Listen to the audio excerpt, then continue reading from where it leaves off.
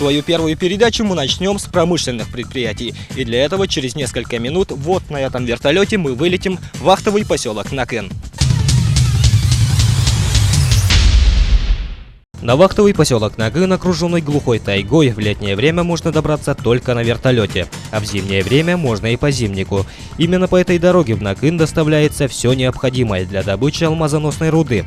Хотя поселок расположен вдали от цивилизации, здесь есть все необходимое для комфортного проживания работников, начиная с благоустроенного общежития, спортивных площадок до сотовой связи. Каждую вахту сюда приезжает больше 1500 работников. Здесь работа в буквальном смысле слова ни на минуту не останавливается.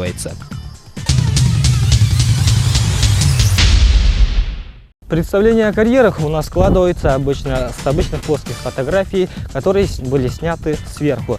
И вот сегодня нам выпала такая огромная честь спуститься на самую глубину карьера. Мы находимся в карьере Нюрбинский, где добывают алмазоносные руды и в которых содержатся наши известные якутские алмазы. В 1996 году на левобережье реки Марха Батобинской экспедицией была найдена кимберлитовая трубка, которую назвали Нюрбинская. Открыть нюрбинские месторождения было сложнее, чем мирнинские, ведь здесь кимберлиты не находятся на поверхности, как на трубках Зорница, Мир или Удачный, а залегают в толще различных пород. Алмазоносная порода залегает, начиная с глубин 56-71 метр под толщей мезозойских отложений. Это осложняло и обнаружение месторождения, и его разработку. Поиском месторождения в 90-х годах первыми приступили геофизики. Они специальным прибором выявили геомагнитную аномалию, и затем приступили геологи. После всех геофизических работ геологи выявленную аномалию разбивают на сетки, и начинается бурение. Сейчас, если смотреть на пробуренный и готовый карьер, можно увидеть, что его борта разделены на множество слоев. И вот они, знающим людям, геологам, могут рассказать очень многое. Какова структура вот этого карьера? Какие вот видим вот слои, вот эти полоски, да, вот есть. Что это? Вот это слоистые породы, вот это уже называется вмещающие породы. Потому что трубка прорывалась через них и выходила вот на карбонатные глины, которые вот у нас желтого цвета, охристые такие. До них дошла и остановилась просто. Потом она потихоньку размывалась, но она была перекрыта вот этими юрскими отложениями, серыми которые.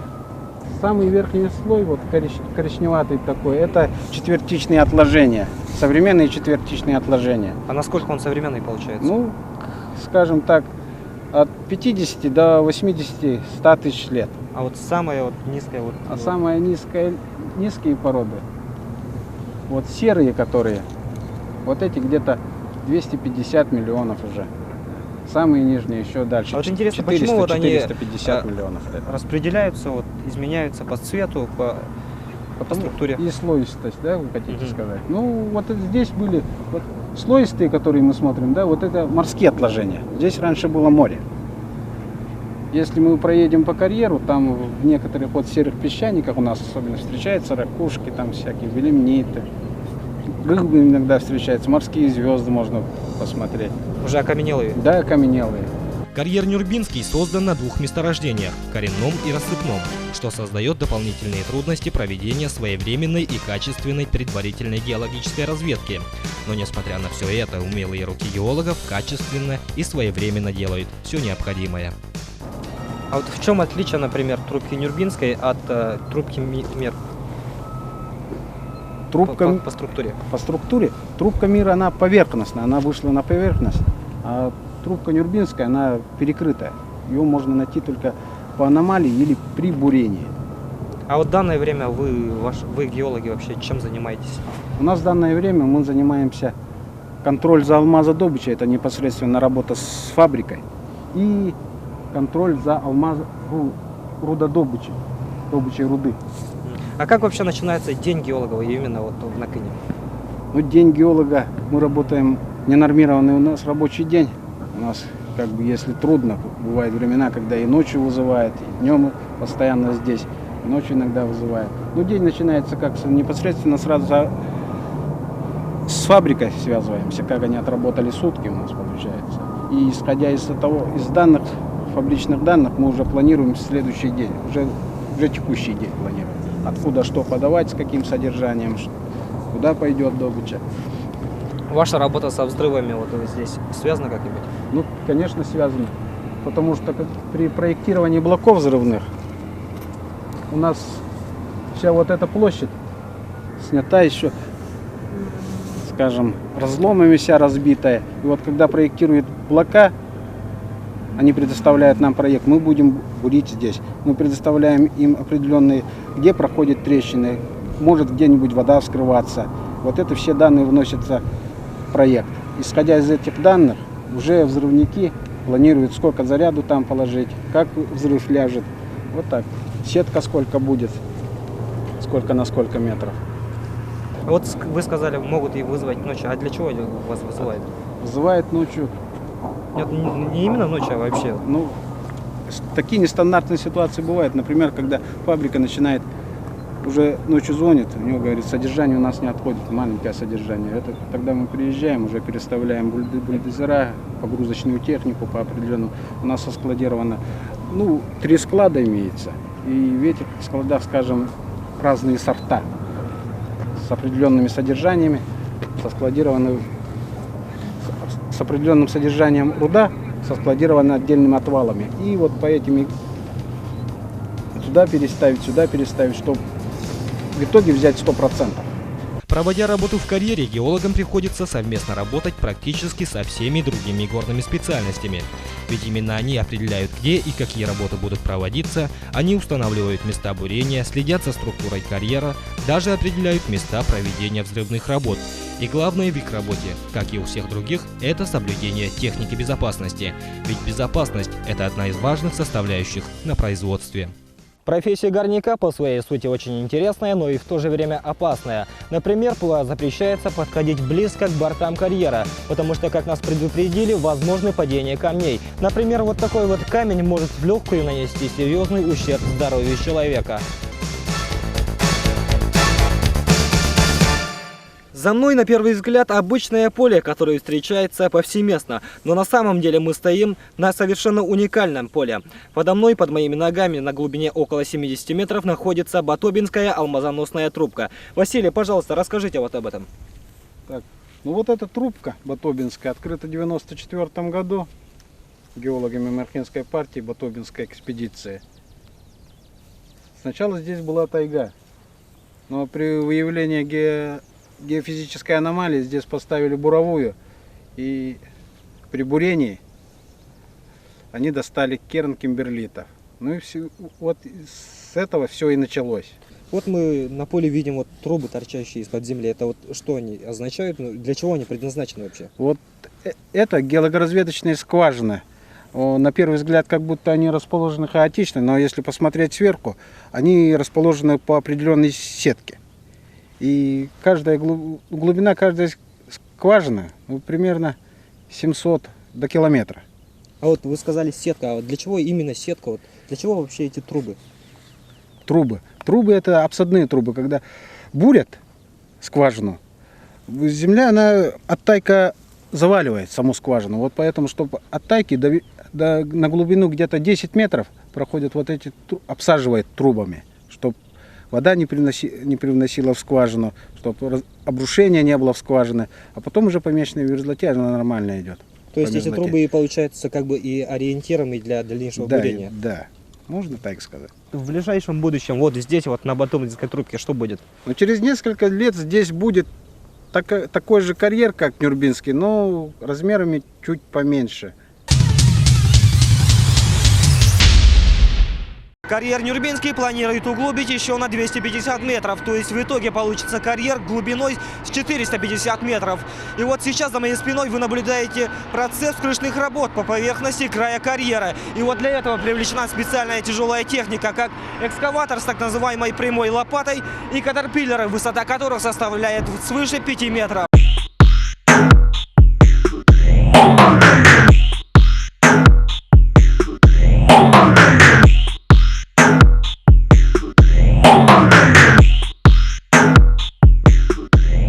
Это погрузчик КАТ-5130, на языке тех, кто работает на ней, экскаватор с прямой лопатой с мощностью в 1000 лошадиных сил. Его основная задача – это погрузка горной массы в автосамосвалы для дальнейшей выгрузки груза за пределами карьера. Как и вся техника на карьере, этот погрузчик практически полностью автоматизирован, что в какой-то мере облегчает труд машиниста. Уже 10-й год этой махиной управляет профессионал своего дела Николай Баянов. Чтобы работать на этой технике, Николай Николаевич проходил специальное обучение. Техника американская, сложная очень. Ну, учиться надо, конечно. И легко ли дается вообще это обучение? Легко ничего не дается. Приходится работать. Ну и, соответственно, получать за эту работу. В чем сложность? А техника вообще как не капризничать? Как? Бывают всякие нюансы. Бывает всегда хорошо, не бывает. Бывают и поломки. Вот, для этого существует у нас ремонтная база. Вот, слесаря. Ну и мы помогаем, соответственно, чем можем. Вот в вашей работе что самое трудное? Самое трудное? Что самое трудное? Самое трудное это работать. Что самое трудное? Как? Не совершать никаких травм. Вот видите сами, какие объемы, какие... Вот. А вообще вот при работе на такой технике что надо соблюдать? Что Основное надо делать, это не техника делать? безопасности. Основное техника безопасности. Тем, кто хочет вот на такой технике работать, что бы вы посоветовали? Ну, если есть желание работать на такой технике, значит, что? Он добьется человек своего, если хочет. Отучиться прежде всего.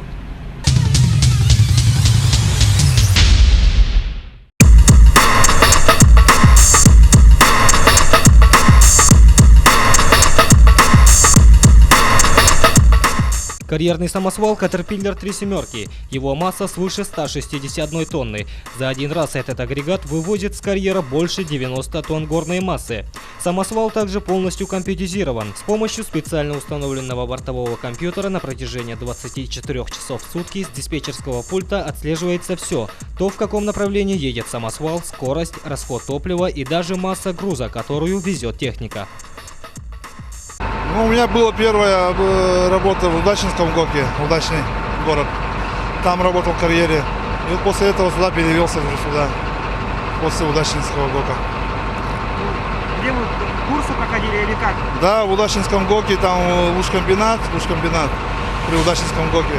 Там проходил учебу, курсы, полгода учился. После этого уже работал. А вот тяжело ли дается обучение вот на такую технику? Ну как, специфика, конечно, не тяжелая, по идее. Главное, что водителем должен быть работать. А так нормально все. Нормально, хорошо. Вообще, как ваш день, график работы какой у вас? У нас график 12-часовой, по идее, а сейчас летнее время, у нас по 11-часовой график работаем.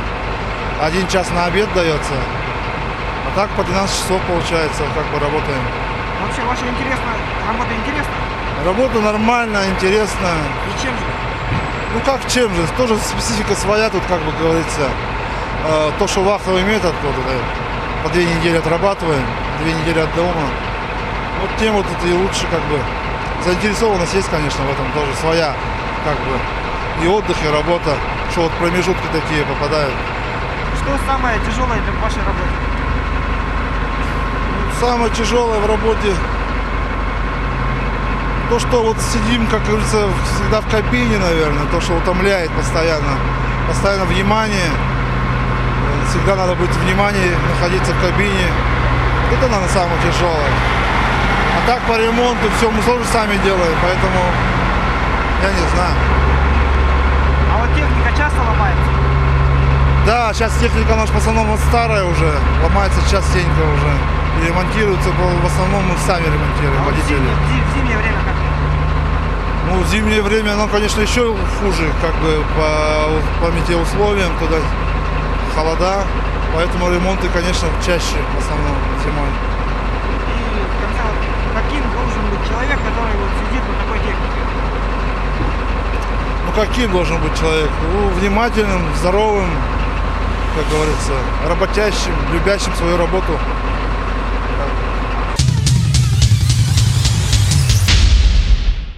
Новейшая горная техника, американский экскаватор Литор на Нюрнбергским ГОКом был приобретен совсем недавно. И вот только-только экскаватор начинает свои первые работы на этом вот карьере. А в отличие от экскаватора с так называемой прямой лопатой, Литорна может совсем за короткое время изменить свое месторасположение.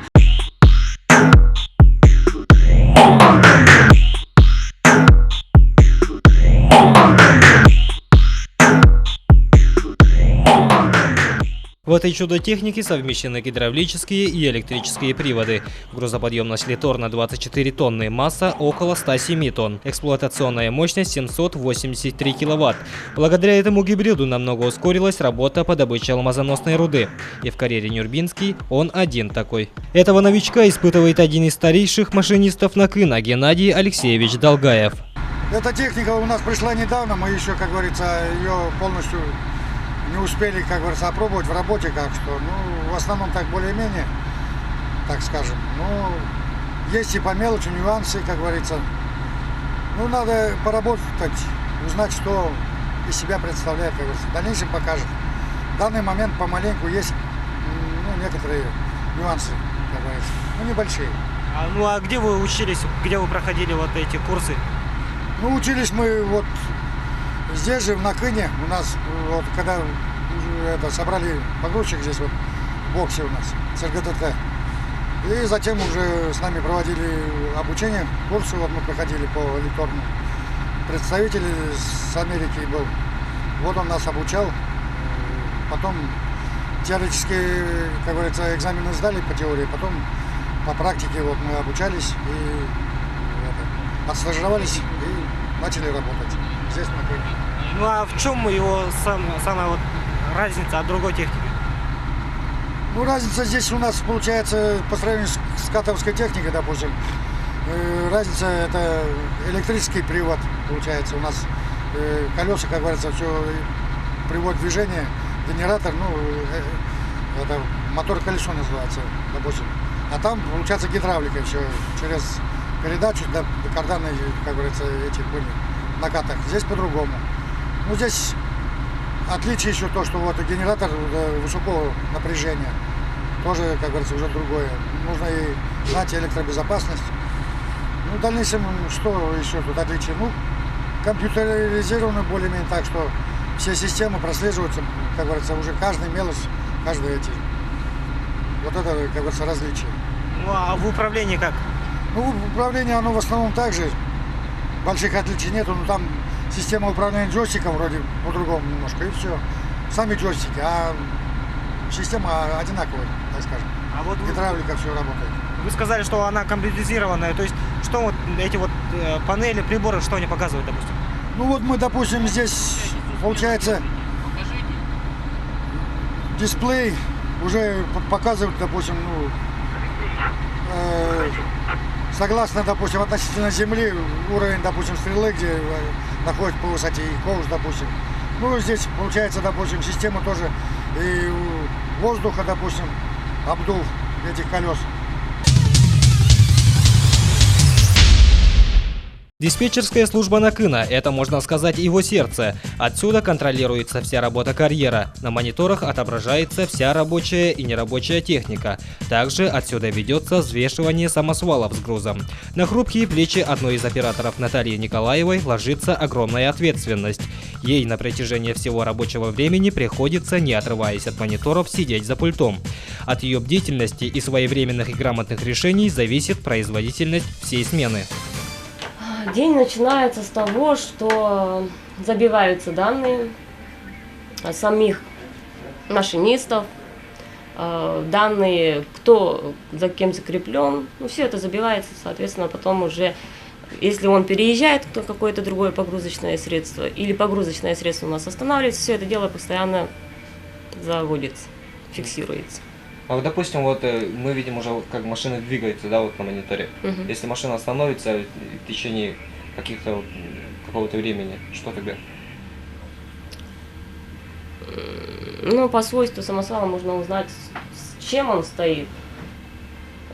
Связаться с ним можно или посмотреть, сколько он простоял. Допустим, если поломался, то время простое можно узнать А с чем он, конечно, сломался, это он сам должен передать. Функция оператора – передача информации от механизмов, которые машинисты передают, у кого что сломалось.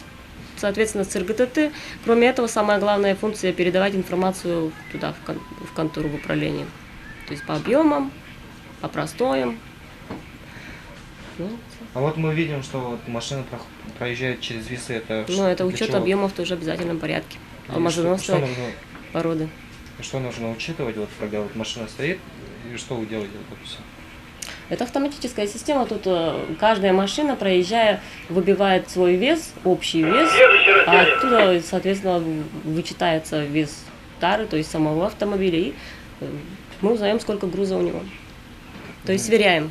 И все это заносится? Все заносится автоматически в компьютер. А вот видим вот на экране, вот что это? Здесь у нас Mind Vision, то есть показывается карьер, соответственно, отвалы все. Видим, как самосвал работает, то есть какой самосвал закреплен под какой техникой и транспортировка. Все, в общем, все данные есть по самосвалам, по экскаваторам, по местонахождению их, по месту разгрузки, по месту погрузки. То есть получается наблюдение по какой системе? Система Венк. То есть GPS-навигация как бы? Ну да.